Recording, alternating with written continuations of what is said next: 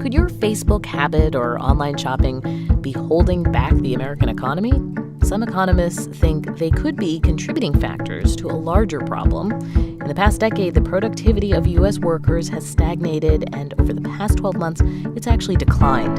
As NPR's John Itzty tells us, that's a big deal. Okay, Adi, just a minute. I'm right in the middle of buying some window blinds online. Sun keeps shining on my TV. Okay, just entering my credit card data now. Done. Where were we? Oh, right. Is shopping and socializing online while at work cutting into the productivity of U.S. workers? We will get to that issue in a minute. But first, I asked Princeton economist Alan Blinder what he thinks is holding back productivity.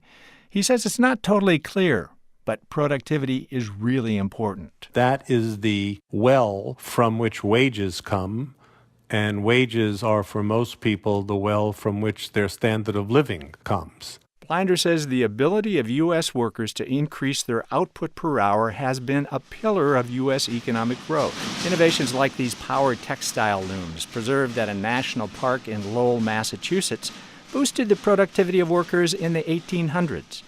Blinder, a former vice chair of the Federal Reserve, says during much of the last century, U.S. workers increased their hourly output by about 2.3% a year.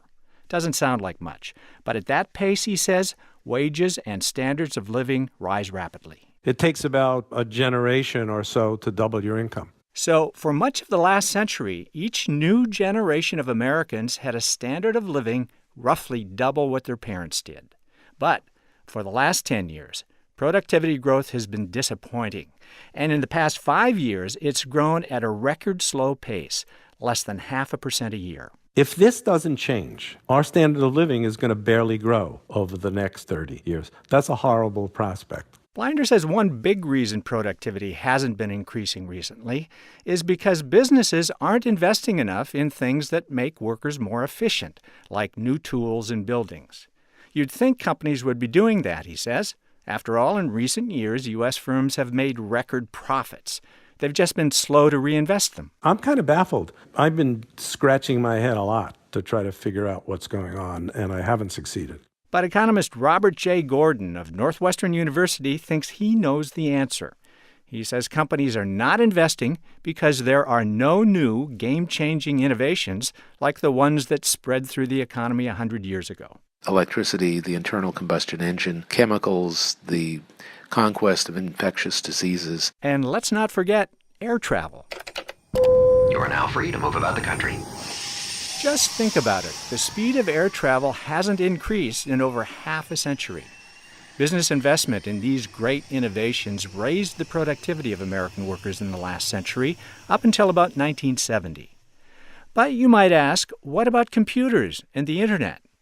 Gordon says absolutely they boosted U.S. productivity from about 1995 to 2005, but he says the main benefits of the IT revolution have already occurred. There just are not as many fruitful ways to invest. As evidence, Gordon points out that since the late 1990s, investment in computer equipment has fallen by about half. My diagnosis is that people have the computers they need. It's not that Silicon Valley isn't busy creating new things, he says. I'm not saying there's no innovation. I'm talking about the impact of it. So innovations like apps for your smartphone may be making life easier or more fun, says Gordon, but they're not making workers more productive.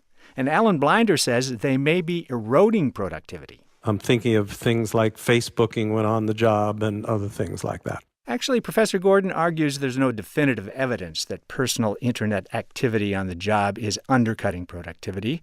He says it's just as likely people are working more because of the web. For instance, people are constantly exposed to work-related email away from the office. But that doesn't change Gordon's basic belief that a dearth of breakthrough technologies will drag down productivity growth for at least the next 25 years. He says there are some promising advances like artificial intelligence or self-driving vehicles, but he says they are decades away from making a big economy-wide impact. John Itzty, NPR News, Washington.